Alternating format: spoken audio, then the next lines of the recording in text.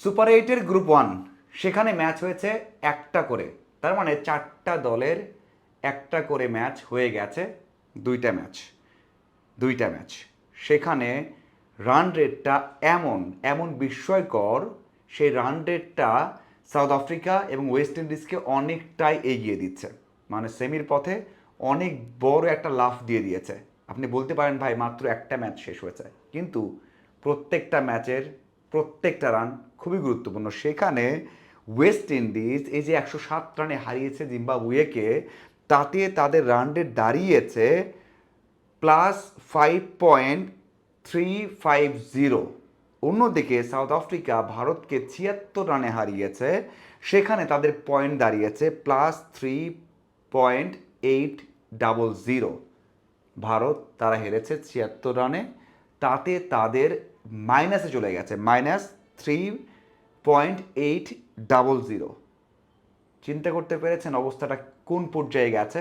সেখানে জিম্বাবুয়ে তারা তো একেবারেই তলানিতে, এখন তাদের পয়েন্ট -5.350। একটা ম্যাচ শেষ হয়েছে, বুঝতে পারছেন কি অবস্থা এখানে। এবং সবচেয়ে বড় বিষয় হচ্ছে ভারত মহা বিপদে পড়ে গেছে। তাদের শুধুমাত্র দুইটা ম্যাচ জিততে হবে এমনটা নয়, প্রত্যেকটা ম্যাচ দেখতে হবে। হ্যাঁ, প্রত্যেকটা ম্যাচ দেখতে হবে। জিম্বাবুয়ে ধরে নিলাম যে দুই ম্যাচই হারবে, পরের দুই ম্যাচ হারবে, তারপরেও তাদের ম্যাচ দেখতে হবে যে তাদের রান রেটটা কেমন হচ্ছে, তারা কত ব্যবধানে তারা হারছে। মানে তারা যদি পরের ম্যাচ দুটো বড় ব্যবধানে হারে, তার মানে জিম্বাবুয়েকে তো ভারত হারিয়ে দিবে, সেটা তো আলাদা বিষয়, তাই দেখতে হচ্ছে না। কিন্তু অন্য একটা ম্যাচ যেটা তারা খেলবে সাউথ আফ্রিকার বিপক্ষে, সেখানেও আশা করতে হবে যেন কম ব্যবধানে তারা হারে। ধরে নেওয়া যাক যে জিম্বাবুয়ে তিনটে ম্যাচই হেরে যাবে এবং তিনটে ম্যাচই বড় ব্যবধানে হারবে। সেখানে ভারতও 50, 60, 70 রানে হারাবে, অন্যদিকে সাউথ আফ্রিকাও হয়তো 50, 60, 70 রানে হারাবে। তাতে কিন্তু মানে আমি 100-র বেশি বলছি না, কারণ টি-20-তে 100-র বেশি রানে হারানো এটা আসলে খুব বেশি দেখা যায় না। এই যে একটা ম্যাচ দেখা গেছে 254 রান চেস করতে হবে, সেখানে 147 রান করেছে জিম্বাবুয়ে। মানে এটা হতে পারে, কিন্তু প্রত্যেক দিন হবে না। ভারত হয়তো 200 রান করবে, সেখানে 100 রান করবে না, জিম্বাবুয়ে করার সম্ভাবনা বেশি। তো সেই দিক থেকে হয়তো 60, 70 রানে হারাতে পারে, সাউথ আফ্রিকা সেভাবে হারাতে পারে। তো সেই দিকে কি হবে যে এটা হয়তো বা তিন দল সমান করলো, বাকি যে লড়াইটা রান রেট এগিয়ে রাখা সেটা কিন্তু বড় দলগুলোর সাথে হবে। এবং সেখানে সাউথ আফ্রিকা লম্বা একটা লাভ দিয়েছে, তারা ইন্ডিয়াকে, বর্তমান চ্যাম্পিয়নকে তাদের মাঠে 76 রানে হারিয়েছে। ধরুন ইন্ডিয়া পর দুই ম্যাচ জিতলো, মানে একটা হারালো সাউথ আফ্রিকা, একটা হারালো জিম্বাবুয়েকে, আর একটা হারালো ওয়েস্ট ইন্ডিজকে। অন্যদিকে সাউথ আফ্রিকা হারালো জিম্বাবুয়েকে এবং হেরে গেল ওয়েস্ট ইন্ডিজের কাছে। অন্যদিকে ওই যে ওয়েস্ট ইন্ডিজ হেরে গেল ইন্ডিয়ার কাছে এবং তারা সাউথ আফ্রিকাকে হারালো। তার মানে ইন্ডিয়ার দুইটা জয়, সাউথ আফ্রিকার দুইটা জয়, ওয়েস্ট ইন্ডিজের দুইটা জয়। হতে পারে না?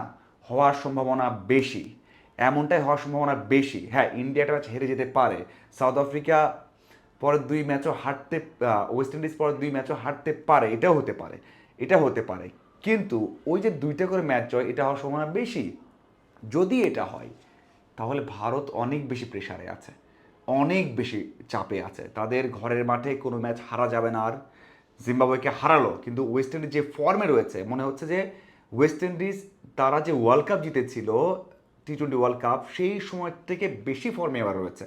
এবং যাদের তাদের যে ব্যাটিং লাইন আপটা যদি দেখেন, তাতে মনে হবে যে এই ওয়েস্ট ইন্ডিজ জিততে পারে ট্রফি। এবং এখানেই কিন্তু তারা ট্রফি জিতেছিল ভারতের মাটিতে 2016 সালে বিশ্বকাপ তারা জিতেছিল।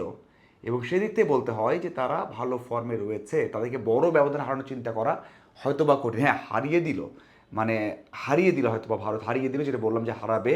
কিন্তু ওই যে 100 রানে হারানো, 80 রানে হারানো বা 70 রানে হারানো, এটা টাফ হতে পারে। হয়তো বা 14 ওভারে চেস করা, 15 ওভারে চেস করা, সেটাও কঠিন হতে পারে। তবে ভারতের যে স্পিন অ্যাটাক, সেই স্পিন অ্যাটাকে ওয়েস্ট ইন্ডিজকে বড় ব্যবধানে হারাতে পারে, সেটাই কিন্তু বড় একটা লক্ষ্য হতে পারে, বড় একটা মাধ্যম হতে পারে স্পিন অ্যাটাক দিয়ে বড় একটা ব্যবধানে ওয়েস্ট ইন্ডিজকে হারিয়ে দেওয়া। তারপরেও 76 রানের হারটা ভারতকে খুব বেশি ভোগাবে, খুব বেশি ভোগাবে। আজ যখন যখন ম্যাচ হচ্ছিল ওয়েস্ট ইন্ডিজ এবং জিম্বাবুয়ের, সেই সময় বিশ্লেষকরা কথা বলছিলেন যে কোনো কারণে জিম্বাবুয়ে যে বড় ব্যবধানে হেরে যায়, তাহলে ভারত বড় একটা সমস্যায় পড়বে। সেটাই কিন্তু হয়ে গেছে। নিজেদের ম্যাচ জেতার সাথে সাথে অন্যরা কি করছে, অন্যরা কীভাবে জিতছে বা হারছে, সেটাও কিন্তু চোখ রাখতে হচ্ছে। হ্যাঁ, ওয়েস্ট ইন্ডিজ বড় ব্যবধানে হেরে গেল, সাউথ আফ্রিকা বড় ব্যবধানে হেরে গেল ওয়েস্ট ইন্ডিজের কাছে, তাহলে একটা ব্যালেন্স হবে। কিন্তু ওই যে 76 রানে হারা বা 100 রানে জেতা, এটা খুবই টাফ, যেটা প্রথম 2 ম্যাচে হলো।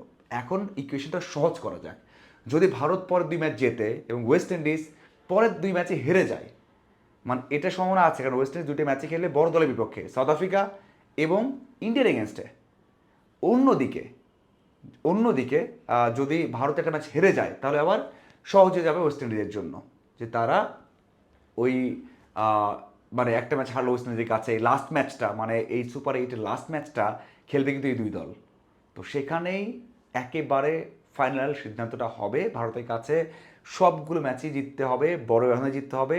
4টা ম্যাচে তাদের কাছে এখন ফাইনাল ম্যাচ, যদি তারা ফাইনালে খেলতে চায়, ফাইনালে যায়, তার মানে ট্রফি জিততে হলে 4টা ম্যাচের চাপেই তাকে থাকতে হচ্ছে। এবং এই 2টা ম্যাচই কিন্তু অনেক বড় লাভ দিয়ে দিয়েছে ওয়েস্ট ইন্ডিজ এবং সাউথ আফ্রিকাকে। আপনাদের কি মনে হয় যে এই গ্রুপ থেকে কোন দুটো দল সেমিফাইনালে যাবে? অবশ্যই জানাবেন। ধন্যবাদ।